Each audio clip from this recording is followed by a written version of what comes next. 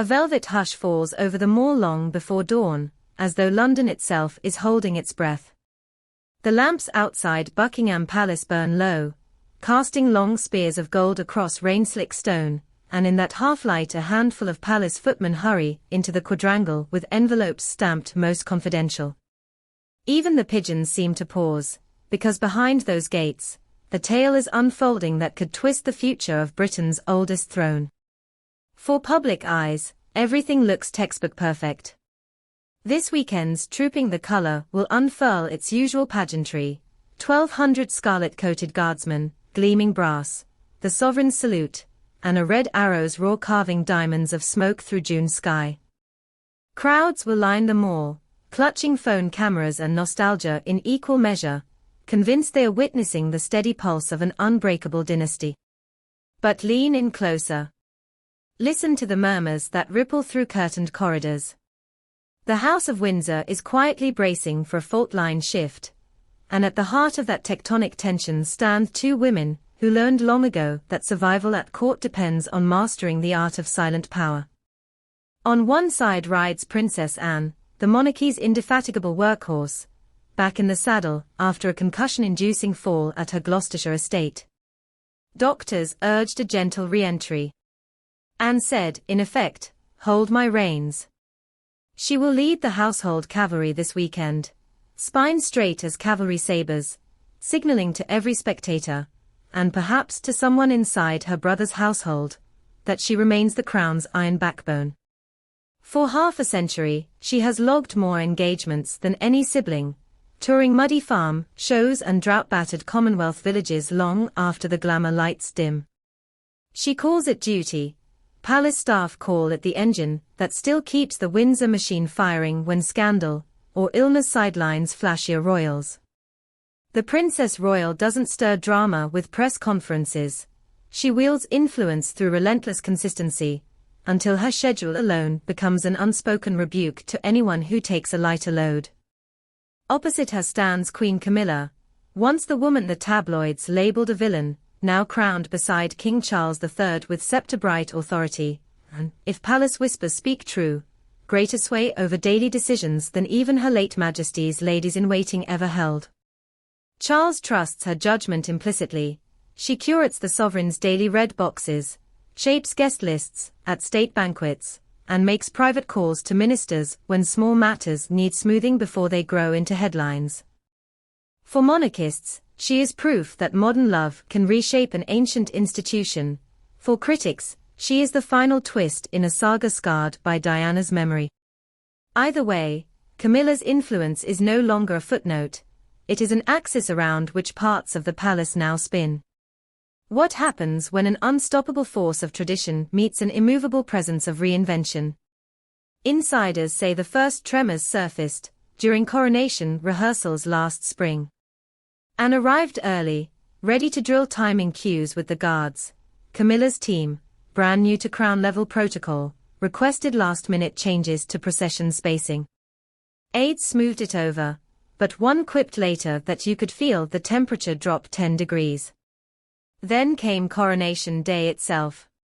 Cameras worldwide zoomed as Katherine, Princess of Wales, stepped forward in ivory silk and tiara-like headpiece. Protocol dictated a deep curtsy to the Queen Consort, a visual stamp of hierarchy. Katherine lowered her chin, offered a polite nod, then glided past. Barely 2 seconds. Millions missed it, the court experts did not. But what came next surprised everyone who studies palace nuance. The Monday after coronation, Catherine's private secretary fielded 3 calls from foreign embassies asking whether curtsy depth had been modernized. Official guidance remained unchanged, yet Catherine's micro-gesture launched 100 speculative columns. Some dubbed it progressive minimalism, others a frozen smile disguised as protocol update. At dinner that week, Anne reportedly joked to a confidant, "Well, that was one way to keep them guessing." Did she mean to applaud Catherine's subtlety, or signal tacit alignment? No one outside her tight inner circle will confirm, but sources insist the Princess Royal now visits Adelaide Cottage more frequently, and those coffee chats rarely include Camilla. Here's where the story starts to coil like a suspense thriller. Charles needs both women. Anne's work rate bolsters legitimacy when chemotherapy limits his own public tempo. Camilla's warmth keeps state guests relaxed when the king's health wavers. Yet their styles clash. Anne's schedule is built on decades-old hierarchies. Camilla's influence thrives on informal persuasion behind drawing-room doors. When the Queen Consort suggests reorganizing the patronage portfolio, moving a literacy charity to her umbrella, asking Anne to adopt a regional heritage trust, staff record polite silence from the Princess Royal's office. Weeks later, Anne accepts a surprise patron role from a New Zealand agricultural society instead, clocking her 342nd organization, and reminding everyone she chooses her own workload. Meanwhile, Katherine remains the wild card. Publicly she delivers grace and modern mom relatability, mental health podcasts, early years roundtables, a school run glimpsed by telephoto lens twice a week. Privately, aides note she now coordinates certain appearances directly with Anne's equerry, bypassing the Lord Chamberlain's central rota. The effect? Katherine and Anne often turn up to the same events, bookending them with old-school gravitas and new media sparkle, leaving Camilla to host separate receptions at Clarence's house. It's not open defiance, but the optics suggest an alliance of understated resistance against a more consolidated queenly agenda. But here's the twist you didn't see coming. According to a senior historian granted rare archive access, Anne and Camilla once shared common purpose in the 90s. Both believed Charles's future reign depended on stabilizing the humanitarian brand Diana had blown wide open. They differed only on how to achieve it, and through relentless graft, Camilla through emotional support. Today, watchers fear that divergence has become a fissure. Imagine a seesaw. If Charles leans too heavily on Camilla's counsel, Anne may tip the other side by accelerating her public pace, compressing 4 years of tours into 2, essentially casting herself as a parallel anchor. If he leans on Anne, Camilla's role risks being seen as purely companionate, eroding the queenly authority she's fought decades to earn. Somewhere amid that balancing act, Katherine calibrates her nods, forging a third path that mixes tradition with digital-first savvy. And then there's the specter of Diana, ever present, never louder than in Camilla's own coronation crown. For a generation who queued in floral vigil after Diana's accident, the image of Camilla wearing state diamonds still stings like cold rain. Anne knows the Windsor brand will forever carry that bruise. Katherine shepherds 2 future kings, whose grandmother's story still informs their father's caution. It said William told aides while planning the coronation, every camera angle, every protocol call, must account for memory as well as monarchy. The nod may have been his wife's idea, or his strategy through her graceful execution. Now fast forward to this weekend. Trooping's parade route has already been rehearsed in the early hours under floodlights, but one variable remains: the exact positioning of Camilla and Anne on the palace balcony. The official plan places the Queen Consort at Charles's left, and 2 paces away beside Vice Admiral Sir Tim. Yet balcony formations are not fixed until the last minute. Winds, sun angle, or a quiet directive can shift the order. If Anne stands closer to the king than protocol predicted, watchers will read it as a significant gesture of reinforced blood loyalty.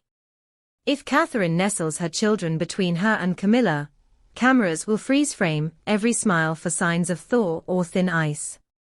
But perhaps the juiciest hook lies in a rumored post-parade luncheon.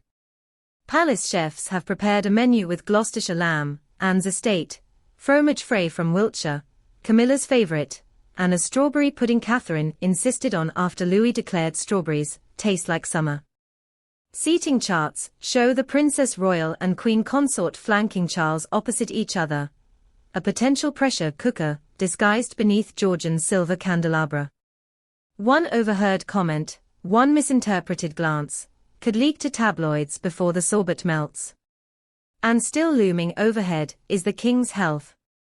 Charles's doctors have advised shorter engagements, fewer red box nights past midnight. Each reduction intensifies the spotlight on his successors, and there the divide sharpens. Anne wants unwavering volume. Camilla believes in quality over quantity. Katherine aims to turn every appearance into a shareable headline for Gen Z. 3 strategies, 1 line of succession, limited real estate on the court circular. So, dear viewer, the question becomes, whose blueprint for the future will prevail? The unstoppable stamina of the Princess Royal, the soft power charm of the Queen Consort, or the data-driven outreach of the princess, who may one day wear the crown herself? The tension will not erupt in public shouting matches. This is Windsor chess, played with nods, riding order, and the subtle preference of a salmon over beef Wellington. Will you spot the next signal before the tabloids spin it?